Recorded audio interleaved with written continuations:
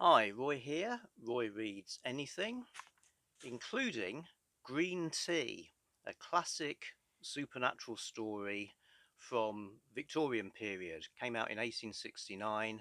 It's by Joseph Sheridan Le Fanu. So Green Tea, thought of as a classic story, and I've reread it, and I'll also be talking about a particular version of it that I acquired this week. So green tea, what is it? Why should anybody care? So, it's among other things, it's a classic drugs story. Okay, so the green tea of the title really is the green tea that you could go now and buy in a store and drink, except it's drunk in such vast quantities that it sort of opens internal doors of perception in somebody's mind, so that terrible things happen. It's kind of hinted that there might be sort of adulteration of the tea, so it could be impurities. Classic Victorian fear.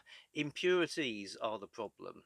But anyway, yes, green tea is what unleashes the terrible fate of the victim of the story. I actually read about it because I thought, can this even have any sort of realism? Is it just like hyper caffeinated? But apparently there are several psychoactive elements in tea, and particularly in green tea. So perhaps in vast quantities they would cause less benign effects than what they normally do. So one, it's a drug story. Two, it's I think a disturbing story of being haunted. Now this is a spoiler-free description of the story. If you haven't read it, I'd probably say plunge into the story, because if you start googling, you quickly get exactly what happens, and why bother. So, um, but yes, there's haunting, and it's the kind of haunting that starts off like, oh, that's quite a what's this? Something quite apparently trivial and even nonsensical that builds to something terrible, and it's retained all the time the idea that this could be a mental thing, or it could be genuinely supernatural, or perhaps most terrifying of all, both those things are actually the same. There is no difference, but it is about this, um, seeing what the victim sees as the reality of the state of affairs of the cosmos, I guess, and suffering from that. So yeah, it's that kind of story. It's done really well. The language is great. It's kind of haunting in every sense. Funnily enough, there's been a flurry of Sheridan Le Fanu discussion on BookTube. So MJ at Reading This Life did a great video about Carmilla. So that's probably Le Fanu's other most famous supernatural tale, Carmilla, a vampire story that predates Dracula, and that if you get a collection like In a Glass Darkly, you're probably going to get Carmilla as well. Really recommend them both.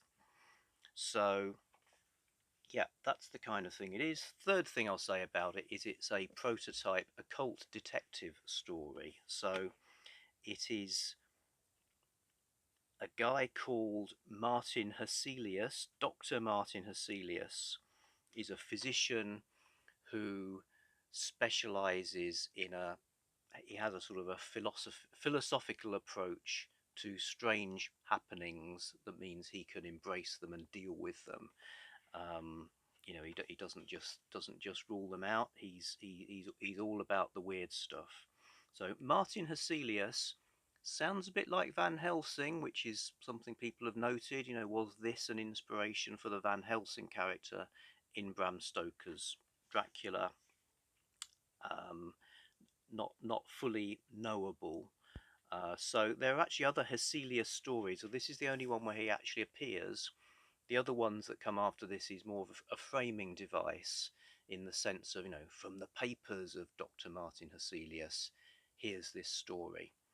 So not quite a serial occult detective as like say Flaxman Lowe and Thomas Carnacki. They appear a bit later, but it certainly appears in that. It's certainly part of that sort of world. So where do you find it? Well, easy. It's on Project Gutenberg, Green Tea as a story.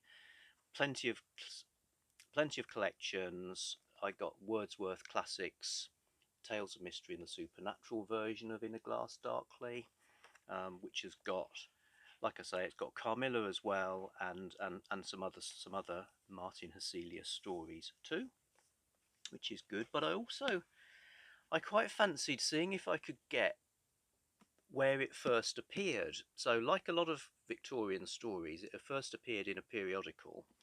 In this case, in All the Year Round, a weekly journal conducted by Charles Dickens. So it's Charles Dickens's magazine where some classic novels appeared, some of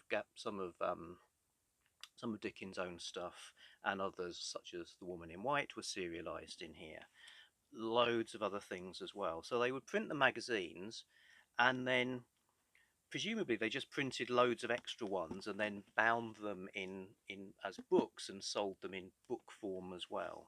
So it's not a sort of rejigged to make a book. These are just like a bunch of magazines. They've even got adverts for this book in the magazine pages that you get here. But they do stick a contents on the front that's like an index.